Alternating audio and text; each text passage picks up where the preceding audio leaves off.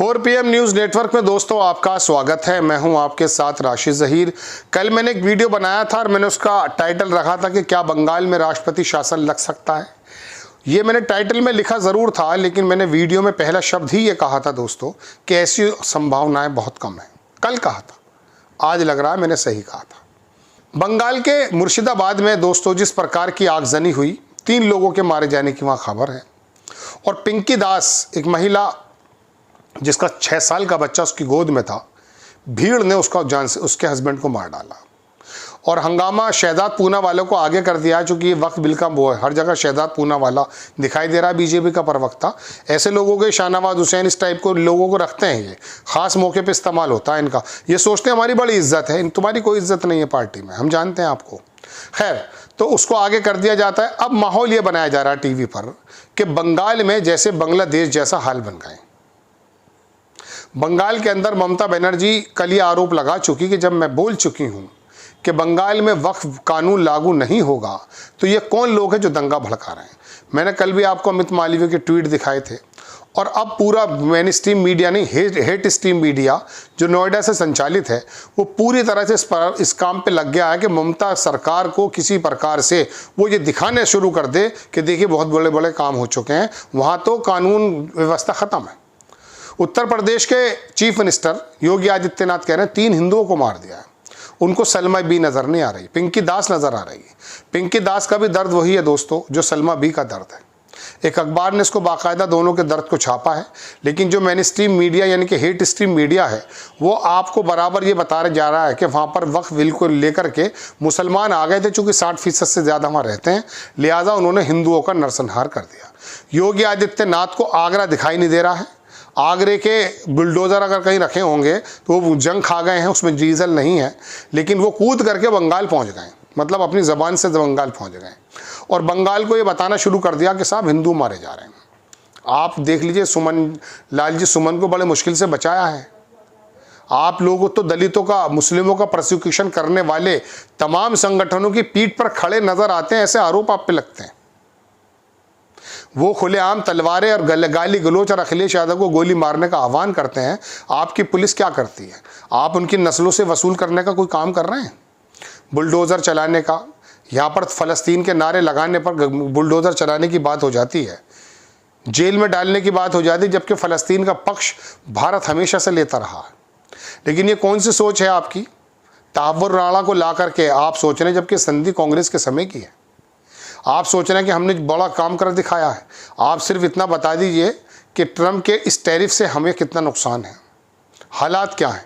दोस्तों, बात यह है कि बंगाल के अंदर अब चुनाव है और चुनाव से पहले बंगाल को कुछ इस प्रकार से बताया जाता है जैसे वहाँ 30%, 32% मुसलमान होने के बाद बाकी सबको एक साथ कैसे किया जा सकता है। और अब ये जय श्री राम के नारे तमिलनाडु के राज्यपाल लगा रहे हैं। उत्तर प्रदेश के योगी आदित्यनाथ हिंदुओं का नरसंहार बता रहे हैं। नरसंहार मतलब बताया कि उनको मार दिया गया है, उनको सलमा बी नज़र नहीं आ रही है। मैं कह रहा हूँ ना, पिंकी दास में और सलमा बी में जब तक फ़र्क आप लोग करते रहेंगे तब तक देश की बदकिस्मती है।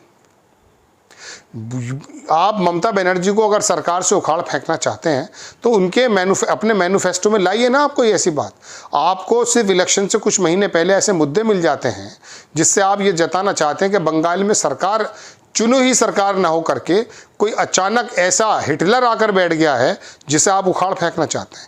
एक यूट्यूबर है, मैं देख रहा था फेसबुक पे, उसको भी बंगाल का बड़ा दर्द नज़र आया। मुझे लगा, मैं कहा तेरी बात ठीक है, लेकिन बात यह है दोस्तों, गुड्डू खैतान करके है, बड़ा लंबा चौड़ा यूट्यूब भी चलाता है। मैंने देखा इसके अंदर इसने फ़ोटो लगाया है अमित शाह का, गोया के अब कोई गृह मंत्रालय लेने वाला फैसला, और बराबर में आगजनी के सीन है। इसमें लिखा, कलकत्ता उच्च न्यायालय ने मुर्शिदाबाद में सुरक्षा बलों की भारी तैनाती का आदेश दिया, जिसमें बीएसएफ की 8 कंपनी, लगभग 1000 पुलिसकर्मी शामिल हैं। बंगाल का कुछ नहीं हो सकता, इसने डिक्लेयर कर दिया।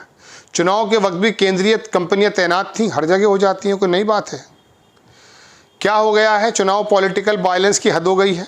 न्यायालय ने मुर्शिदाबाद पर कहा कि हमें आंखें बंद नहीं कर सकते। अदालत क्या करेगा जब सरकार ही ऐसे को संरक्षण दे रही है? एससी को ममता सरकार, हाई कोर्ट को ममता सरकार को 17 अप्रैल का एक विस्तृत रिपोर्ट दाखिल करने का निर्देश दिया। ममता कानून और कोर्ट को कितना मानती है ये सब जानते हैं, बिल्कुल सही बात है। आगरे में जबान चुप थी इसकी।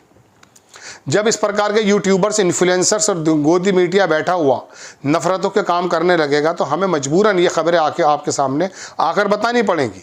बीएसएफ की तैनाती ठीक उसी तरह है जैसे आप चोर को खजाने की रखवाली दे दो। बीएसएफ इतने सालों से क्या कर पाई? बांग्लादेश घुसपैठियों को ये कोई बात दें?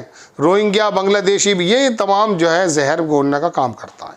इसी तरह से लोग दोस्तों बात इसकी कोई सी भी उठाकर देखेंगे आप, कोई बात यह है कि ये लोग दरअसल चाहते क्या है, ये अचानक से उग्र मुखर क्यों हो जाते हैं, अपने आप हो जाते हैं बैठे बैठे? नहीं, इनके पीछे इंजेक्शन लगाया जाता है। अब वो कैसा इंजेक्शन है? कुछ तो चाटुकारिता अपने बिल वगैरह पूरे करा लेते हैं। नोएडा के जो स्टूडियोज़ हैं हम जानते हैं उनको, चूँकि हमने काम किया है, तो उनके साथ एक अलग मामला है। और अब इन्होंने देखा कि मेन स्ट्रीम मीडिया को पीछे पलट करके अल्टरनेट मीडिया यानी कि डिजिटल मीडिया आ गया है, तो उन्होंने अपने अपने प्लेटफॉर्म इस पे खड़े कर दिए हैं, इन्फ्लुएंसर ले आए हैं। अभी 1-1.5 साल पहले मैं देख रहा था, दिल्ली या मुंबई की बात है, कई हज़ार कई लाख इन्फ्लुएंसर बीजेपी ने बुला लिए थे। वो जगह जगह ये चाहते थे कि इंटरनेट की दुनिया में, हालांकि अब तो बहुत से लोगों के यूट्यूब चैनल्स बंद हो रहे हैं जो सवाल, वाजिब सवाल उठा रहे हैं। अब पता नहीं कौन सी उसमें कारस्तानी है, लेकिन बहरहाल दोस्तों बात यह है कि ममता बनर्जी की सरकार को घेरा जा रहा है। योगी आदित्यनाथ को उत्तर प्रदेश के आगरा की चिंता ना होकर के बंगाल के हिंदुओं की चिंता बहुत ज़्यादा हो गई। अब देख लीजिएगा, ये बंगाल नाचेंगे बहुत दिनों तक, गोदी मीडिया के लोग और भारतीय जनता पार्टी के लोग। आप देख लीजिएगा, बंगाल इनके मुँह से निकलता रहेगा रोज़ाना। मैं कल एक प्रवक्ता को सुन रहा था, पंजाब का था वो भी बंगाल के ऊपर बोल रहा है। कहने का मतलब ये, बंगाल पे बोलना तो चाहिए जब हुआ है, जाहिर सी बात है खबरें बननी चाहिए, लेकिन आप ममता बनर्जी को कैसे कटहरे में ला सकते हैं? गुजरात के लिए क्या मोदी को लेकर आए कटहरे में? उन्होंने तो माफ़ी भी नहीं मांगी। बताइए, गुजरात के अंदर कई हज़ार लोग बताए जाते हैं, कोई 2000 बताता है, कोई 1000 बताता, मरने वाले कौन हैं? बिल्किस बानो पे आप मोदी को लेकर के आए? नहीं लाएंगे आप ममता बनर्जी, अखिलेश यादव, केजरीवाल को लाएंगे, क्योंकि ये लोग कमज़ोर तबके को, दलित मुस्लिम का प्रोसिक्यूशन जब होता है तो उस पर बोलने के लिए खड़े हो जाते हैं।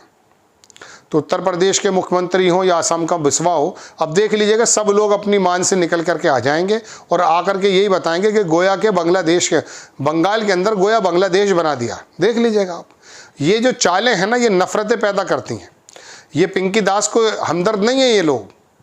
अगर ये पिंकी दास के हमदर्द होते तो सलमा बी का भी रोना रोते, लेकिन नहीं, ये पिंकी दास का ही रोना रोएंगे। हालांकि वो भी हमारी बहन बेटी की तरह होगी। किसी भी एक इंसानियत का मर जाना, अकॉर्डिंग टू वन रिलीजन जिसे इस्लाम कहते हैं, उनका कहना किसी बेकसूर का मर जाना पूरी इंसानियत के मर जाने के बराबर है। लेकिन देख लीजिएगा, असदुद्दीन ओवैसी भी कूद पड़ेंगे इसमें, और कूद पड़े हैं। अब इनकी बंगाल में जो है ना, सामने रख करके इनकी राजनीति चमकने लगेगी। आपको खबर कैसी लगी अपनी राय कमेंट्स बॉक्स में ज़रूर दीजिए। चैनल को सब्सक्राइब कीजिए, शेयर कीजिए।